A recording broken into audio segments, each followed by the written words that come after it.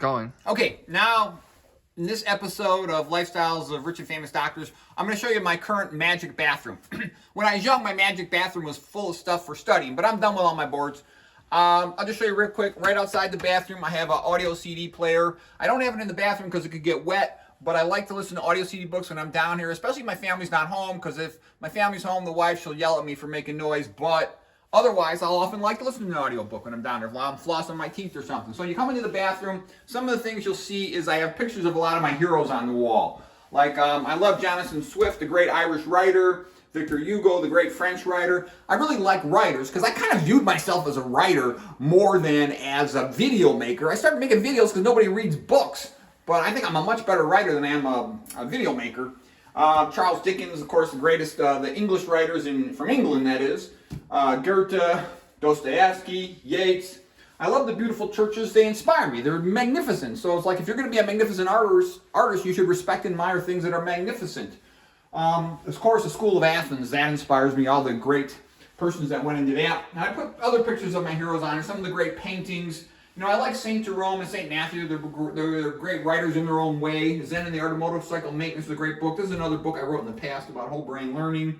Vegan Reformation, that was a great book. One of my kids drew the pictures for that. I thought they were great. I wrote a book about culture. I admired Ruskin because Ruskin really brought about a renaissance in England in the mid-1800s. He was the one who promoted the Pre-Raphaelites. His speech on the Pre-Raphaelite Brotherhood in 1853 is fantastic. It's awesome. So Ruskin was a little crazy, but most geniuses are crazy. That's normal. Sister Wendy, she's a nice art critic. So those are certain things. Over here, I got, another picture from the Pre-Raphaelite Brotherhood. I like to see Michelangelo's Sistine Chapel every day. It inspires me because I always give me more energy. Because a lot of people ask me, how do I have so much energy? How can I crank out a book in 3 months? It's like it's written in my head and I just crank. I can crank all day. I can concentrate all day. That's what a low-fat vegan diet does. It makes you smart and focused. You can just do what you want to do. These are other beautiful paintings of Caravaggio. I love seeing great artistic paintings. This is just St. John at Patmos in exile. And of course, a lot of the best writers are all in exile. So it inspires a person to write, gives them creative time. This right here is Ruth Hyder. She's the lady who cured herself of metastatic cancer. And she's like 80 years old. She says, I work out every day. So I put this picture of her up here. I like her. Plus also, if an 80-year-old lady can work out every day, I got to make myself exercise every day. I love the Pietà, the most beautiful statue ever by Michelangelo. Oscar Wilde, I love him because he's an Irishman and he went into England and he became the best playwright. He screwed up his own life. He was much more Catholic than people realize. But I admire him for that because he's funny in his use of chiasmus. This guy right here is a great literary critic and he figured out what is it that makes writing good. All the little personal asides. And his name is Christensen, Francis Christensen. Orwell was a fantastic writer, of course. A lot of my histories, too, were weightlifters and athletes, and I'll put a picture of them up in there. It inspires me. Edgar Allan Poe, magnificent writer, the first of the rappers. I like the Greek playwrights, Aeschylus, Sophocles, Euripides, Aristophanes. I got a picture of Dennis Burkitt up here, Cardinal Henry Newman, Keith Green, the singer, and a lot of these other things. I love Augustus Pugin, the architect. He was just magnificent from the Gothic Renaissance in the mid-1800s in England. Luther, I have a picture on. Even though I kind of have a love-hate relationship with Luther, he's actually one of the most entertaining, kind of crazy Christian writers that ever lived. I don't disagree with him on plenty of things, but he was brilliant in some other things.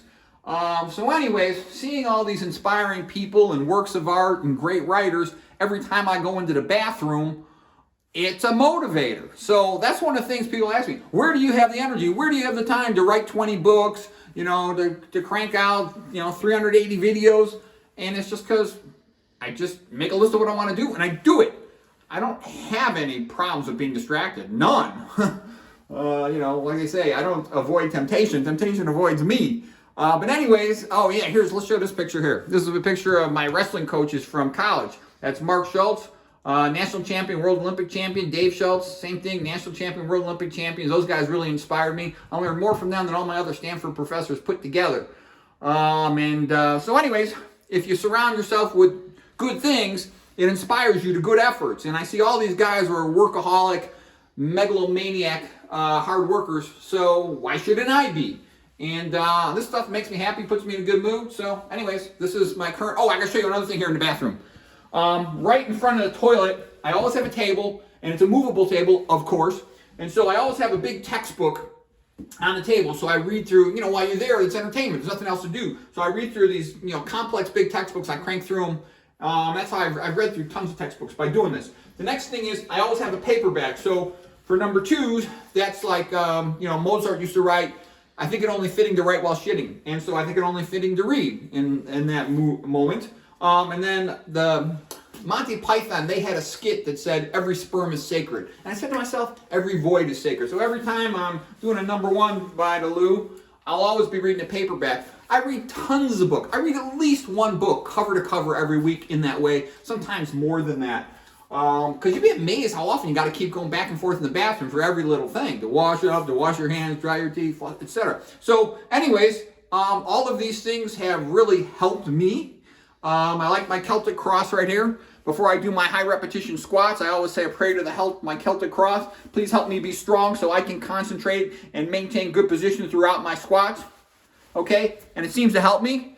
So anyways, that's the current version of the magic bathroom.